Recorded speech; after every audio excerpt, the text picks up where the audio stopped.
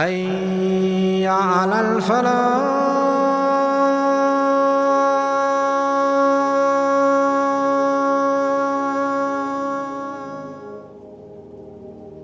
Year by year, the prophecies of the Prophet Muhammad ﷺ on the approach of the Day of Judgment are proving to be true. The Prophet said people will commit adultery in public. Riba will be eaten by everybody. When your affairs are managed by women, Zakah is seen as a burden. Religious knowledge is sought for worldly gain. A man obeys his wife but disobeys his mother, draws his friend close but distances his father. A person is honored out of fear of their harm. Alcohol is consumed openly. Music and singing women become widespread. The later generations curse the earlier ones. We look at some of the signs happening right now. Women will work like men. The Prophet ﷺ said, ahead of the hour, trade will become so widespread that a woman will help her husband in trade and ties of kinship will be severed. This is very true in our times. Traditionally, it has always been a man's role to be the breadwinner of the house, but due to financial strains of the capitalist economy around the globe, the women have entered the workforce in large numbers. This has also impacted family structure, unlike in the past, where mother's major focus was her home and she was always there for the children. Capitalist economic system. The Prophet ﷺ predicted, there will come a time when you will not be able to find a single person in all of humankind who will not be consuming riba, usury, or interest. And if anyone claims that he is not consuming riba, then surely the vapor of riba will reach him. One has to be blind not to be able to notice this prediction. That time has come. The global economic system is based on a banking system which deals in money lending. This originated from Europe and today has engulfed the entire mankind.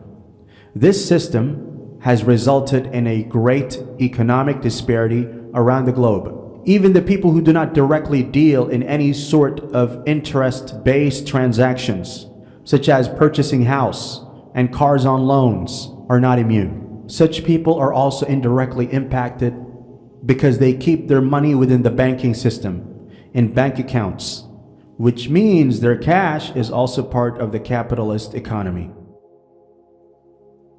Markets will become closer. Abu Hurairah radiallahu anh narrated that the Prophet Muhammad sallallahu alaihi wasallam said, the hour will not begin until trials and tribulations appear. There is a great deal of lying and the markets will become closer. A leading Saudi scholar named Dr. Muhammad ibn Abdul Rahman al-Arifi comments on this hadith. The markets have come close in the following ways. The ability to quickly get info on the markets through online access, which has cut our efforts to physically travel and reach there. The ability to travel from market to market for trade and business through medium of modern transportation, such as airplanes, cars, trains, which has made cut the distance short.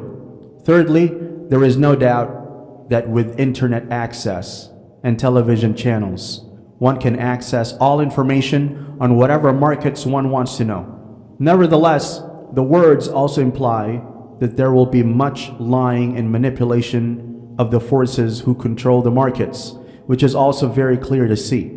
The corporate elite controls our access to things in the market and even influence us by deceiving through market tactics.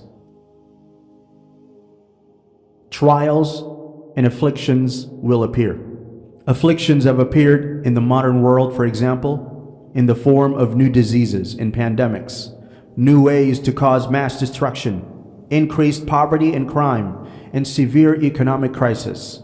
The scale of hunger, homelessness, and deprivation from basic facilities of life due to wars and conflicts has become exceedingly high in recent years. Another major affliction in today's world is the lack of spirituality in the lives of many people, having confined religion to the personal sphere only and rendered it distasteful to even mention Allah outside the realm of religion. Many people face a spiritual crisis, having failed to recognize the purpose of their creation. Ideologies that seek to eliminate religious ethics in the name of personal freedom are a hidden form of trial for many of us today. A man, when passing a grave of someone, will say, "Would that I was in his place." There appears to be greater misery and depression in the world today than before. Individuals face distress due to tragedies they are unable to recover from, debt they're unable to pay, and emotional setbacks they cannot cope with. We are typically less content with what we have.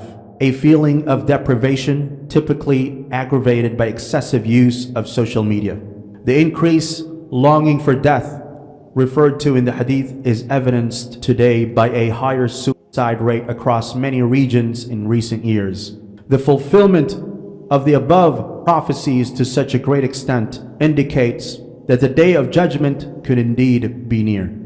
It is also a reminder of death, even if we are not alive when the hour comes.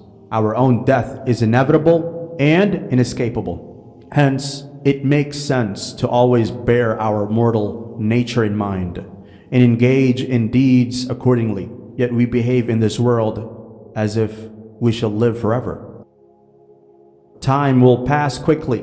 The Prophet ﷺ said, "The hour will not come until time passes so quickly that a year will be like a month like a week like a day like an hour, and an hour like the time it takes for a palm leaf to burn."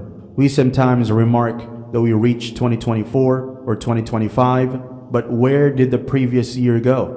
It went so fast that we couldn't even tell. The above tradition is very clear for us as we experience this in our daily routine and ask ourselves at the end of each day, each week, each month, and each year, that how fast did they go by? Death of scholars, the loss of knowledge. In this hadith, we see that there are 5 signs which will appear before the day of judgment. The first sign is the loss of religious knowledge through the death of scholars. Abdullah bin Amr bin al-As narrated that he heard Allah's Messenger ﷺ saying, "Allah does not take away the knowledge by taking it away from the hearts of the people, but takes it away by the death of the religious learned men, till when none of the religious learned men remains. People will take as their leaders ignorant persons, who when consulted will give their verdict without knowledge. So they will go astray and will lead the people astray." About 30 Dajjals, liars, appear, and each one of them will claim that he is Allah's messenger. Islamic teachings are clear on the fact that the Prophet Muhammad ﷺ was the last prophet of Allah. However, throughout history, many individuals from among both Muslims and non-Muslims have laid claims to prophethood or divinity.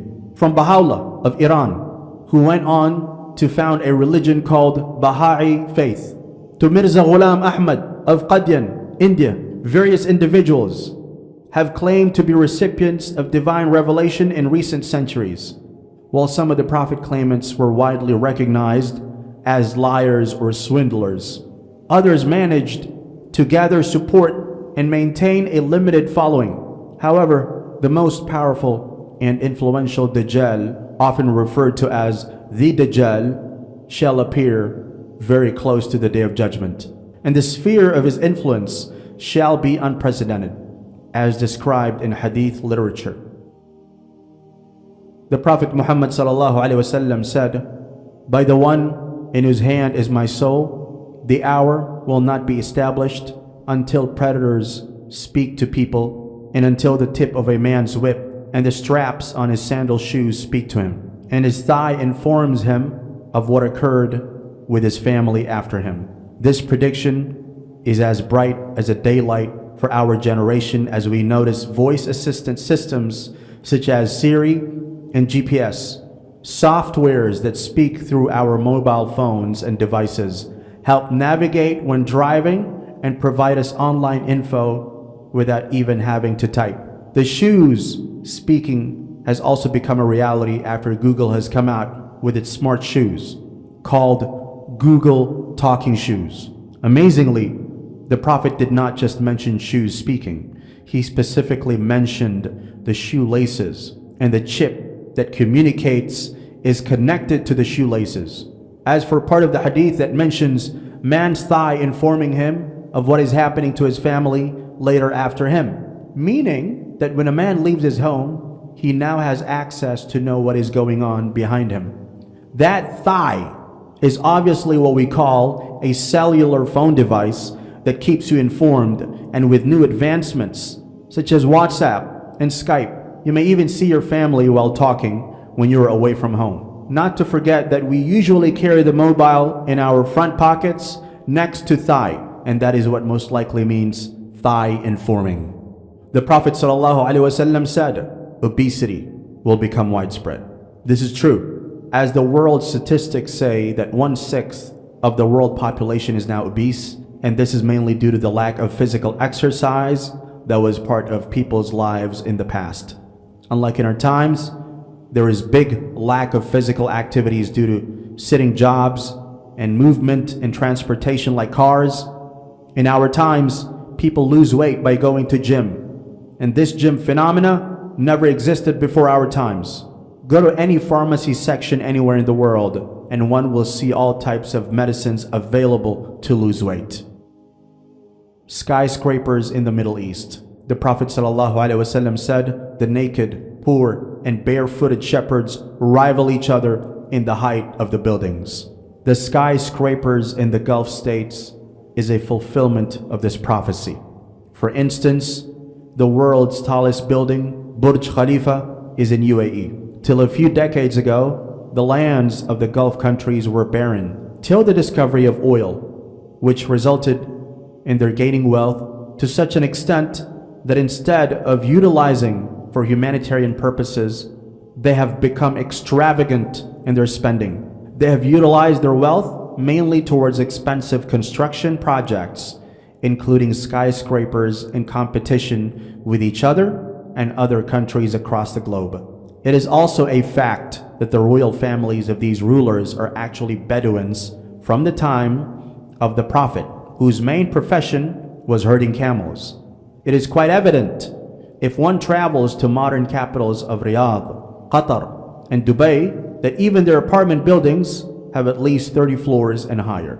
And with the resumption of constructions in the Jeddah Tower, it is soon to be the tallest in the world. The signs of the Day of Judgment offer a profound understanding of the evolving nature of humanity and its connection to the divine.